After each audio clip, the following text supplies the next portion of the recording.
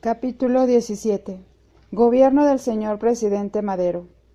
Periodo presidencial del señor Madero. Las elecciones para presidente de la República se efectuaron el día 15 de octubre de 1911, favoreciendo al señor Madero, quien tomó posesión de su elevada investidura el 6 de noviembre.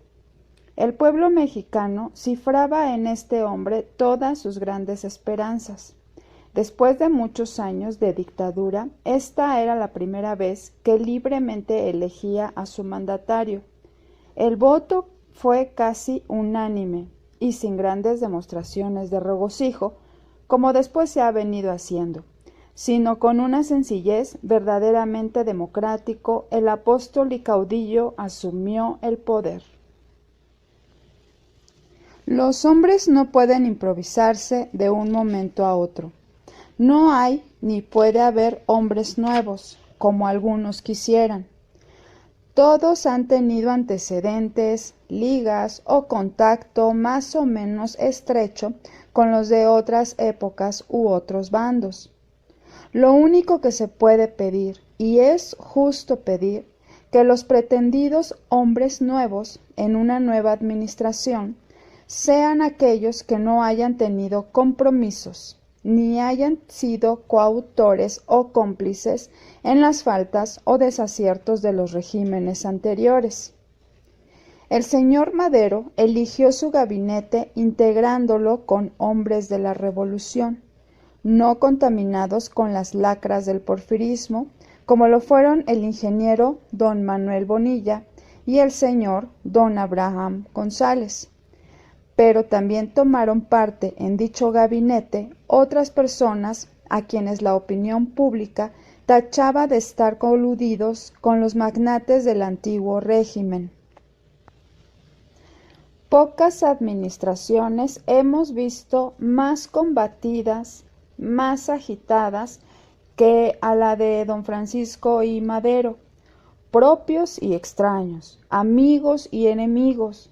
Todos le tiraron piedras hasta hacer caer a aquel hombre bueno que, enemigo de resolver los problemas por los medios violentos, creía que una evolución transformadora sería la que, con apego a la ley, vendría a poner a cada quien en posesión de lo que ambicionaba.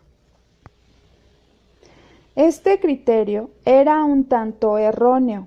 Los grandes males no están sujetos a las leyes de la evolución, sino a las de la revolución. Y así como un tumor en el organismo humano no se cura con paños calientes, sino con el bisturí del cirujano, las grandes lacras sociales deben arrancarse con violencia. El criterio del señor Madero tampoco era válido ante la tenaz oposición que a los postulados revolucionarios se les hacía por la prensa, casi toda ella en manos de enemigos del pueblo. En las cámaras, integradas por elementos porfiristas, enemigos del pueblo, por el ejército, que no perdonaba la derrota que le había infligido el maderismo, y por los mismos revolucionarios de la víspera, que veían que Madero no daba pasos a resolver los problemas por los cuales habían ido a la revolución y habían muerto tantas gentes. Los primeros en declararse abiertamente enemigos de Madero fueron los zapatistas, que habían ido a la lucha por la restitución de sus tierras. Para conseguir sus fines, proclamaron el Plan de Ayala, expedido el día 28 de noviembre de 1911, y abiertamente arrojaron el guante al gobierno, que se hacía sordo a sus demandas. El gobierno mandó tropas a perseguir a los zapatistas, volviendo los días de crueldad con las tropas mandadas por el general Juvencio Robles. Por todo el sur se dispersaron los zapatistas al mando de los cabecillas Otilio Montaño, Amador Salazar, Próculo Capistrán, y en el de Guerrero, Jesús H. Salgado y otros muchos. Levantamientos armados contra Madero. Además del levantamiento zapatista con el Plan de Ayala, hubo en el año de 1912 otros levantamientos que vamos a reseñar brevemente. En enero de ese año me cambiaron a la dirección de la Escuela de la Piedad, Michoacán, y desde luego, a la par que mis labores docentes, reanudé mis actividades periodísticas publicando el semanario Don Quijote, que había dirigido en esa misma ciudad en años anteriores. Mi interés por los problemas sociales y la información constante que por los periódicos que recibía de canje me proporcionaba, me hicieron estar siguiendo paso a paso en aquel año todo cuanto pasaba en la República. Es más, en el periódico a que hice mención me dediqué a propagar la candidatura del doctor Miguel Silva para el gobierno de Michoacán y la de los señores licenciados Rafael Reyes y Tranquilino García Márquez para las diputaciones federal y del Estado, respectivamente. Teníamos fundado un club político, afiliado al Partido Liberal Silvista, que combatía en contra del Partido Católico Nacional, que se encontraba muy pujante por el apoyo que le daba el clero en todas las poblaciones, amenazando con las penas del infierno a quienes militaran en partido que no fuera el católico. Año de luchas y contrariedades tuvimos que sufrir en aquel de 1912, quienes creíamos firmemente en los postulados revolucionarios. En la última decena de diciembre 1911, el señor general don Bernardo Reyes pasó la frontera norte procedente de San Antonio, Texas. Venía a emprender una revolución. Unos cuantos partidarios lo seguían. Era una empresa personalista, sin ningún arraigo, ni en el pueblo, ni en el porfirismo, ni en el ejército, pues a todos estos había defraudado años antes y nadie tenía fe en él. Viendo el general Reyes frustrada su empresa, optó por entregarse a las autoridades de Linares, Nuevo León, las que lo remitieron a México, siendo internado en la prisión militar de Santiago Tlatelolco, de donde saldría meses más tarde para otra empresa que le costaría la vida a las cuantas horas de iniciada.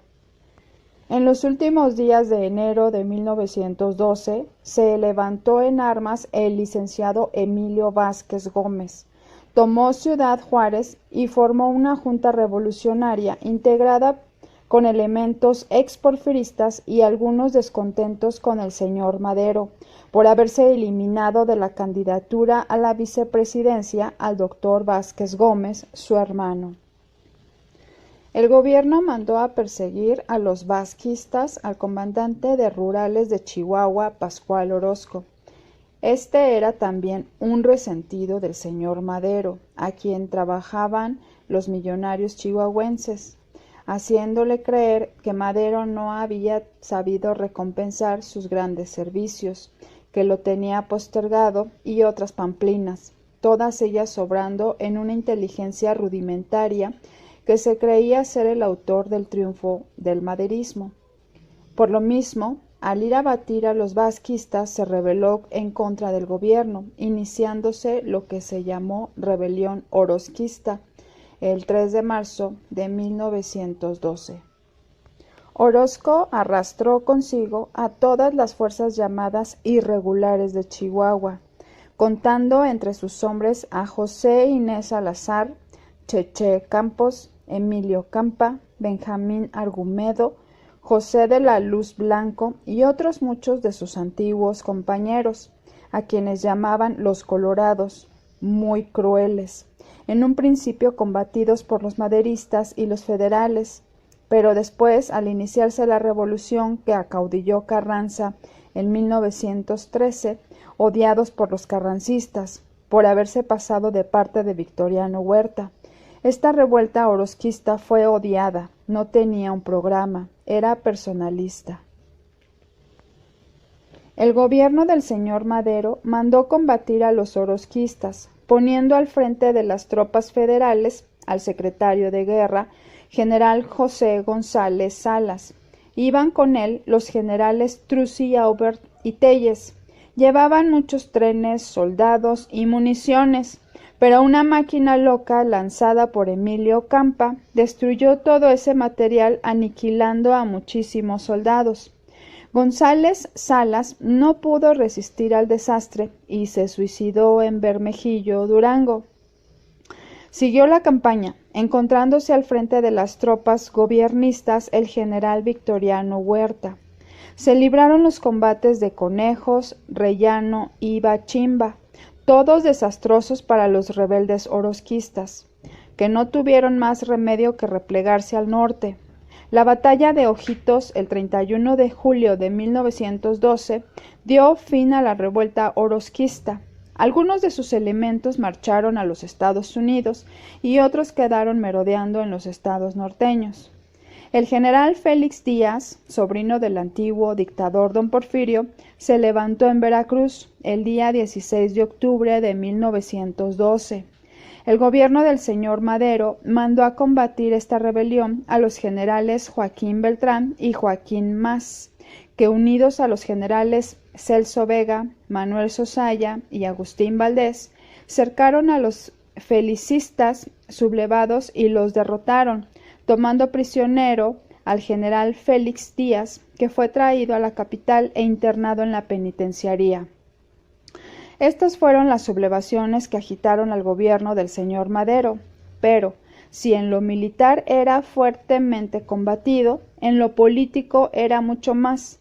Veamos cómo se portaron con él los partidos políticos, el ejército, los diputados, los senadores y los periódicos en aquel mismo año de 1912.